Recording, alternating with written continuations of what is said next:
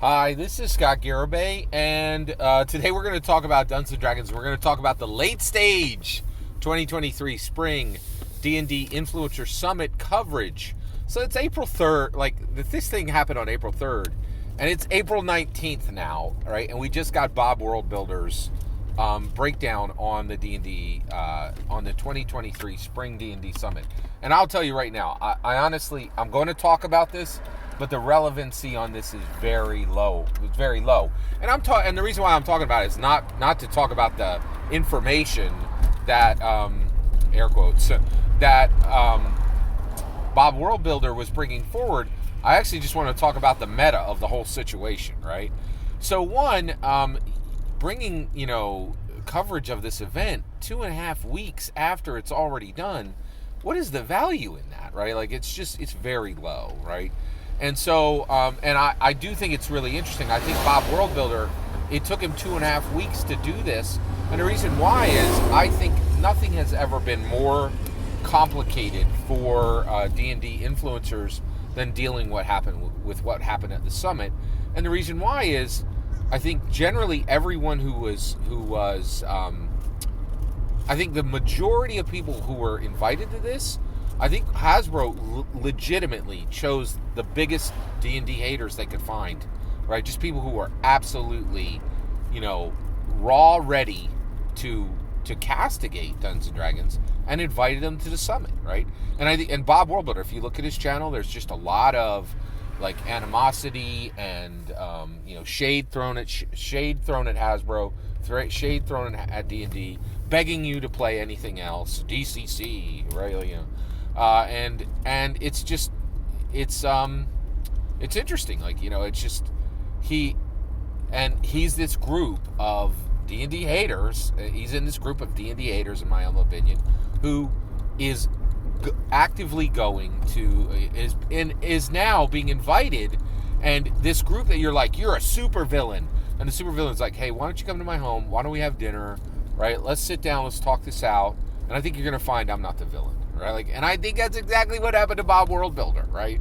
He really wanted to believe the hype of the 2023 OGL crisis, but then Hasbro just rolled up like a real business and paid, by his numbers, right? By Bob Worldbuilder's numbers, which I 100% believe, $1,500 to fly him out and get every opinion he had about, unmitigated with no NDAs, about what he felt about D&D, and give him a chance to do something that you and I can't do. We can't just talk to a D&D executive and say what we want in D&D, right?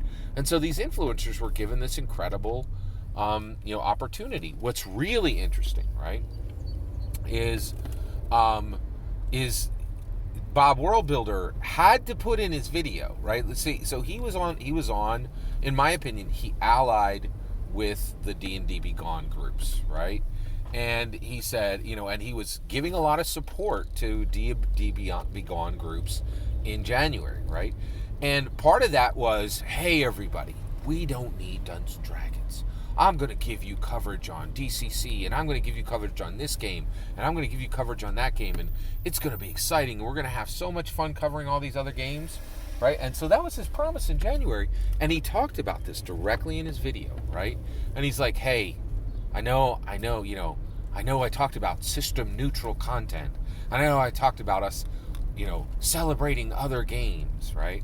And he's like, but here's what happened. A D&D movie, a D&D Direct, a D&D Summit, right? And so sorry. Just had to talk about D&D nonstop, right? And I had to do it exactly at the time when I promised I'd be talking about other stuff. Or my every intention expressed was that we'd be talking about other things, right? But here we are talking about, but it's okay, everybody.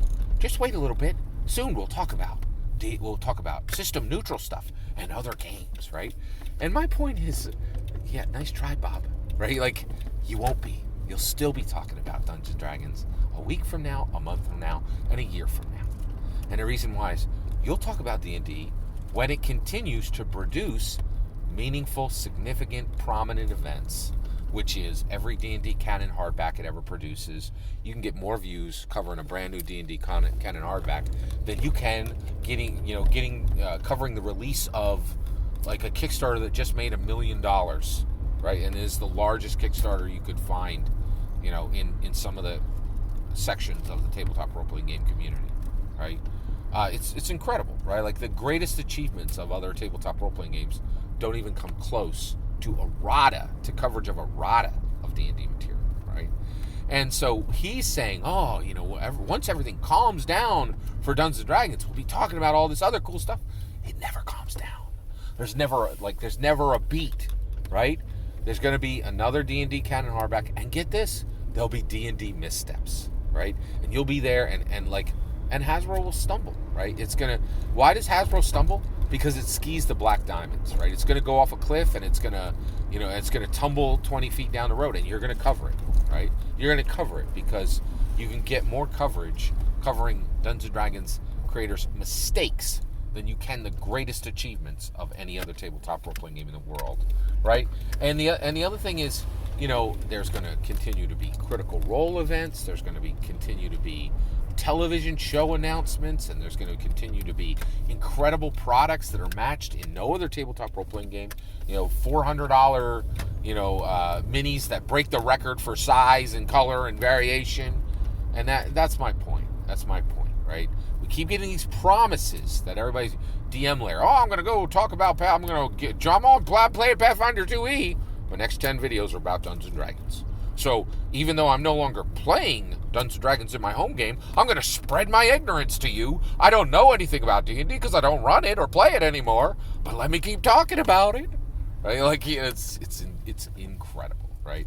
And this is I think this is what I really find interesting about this late stage coverage is now the truth of it. We get to the point where these influencers have to deliver on promises, and there's nothing there. There's nothing there. Right?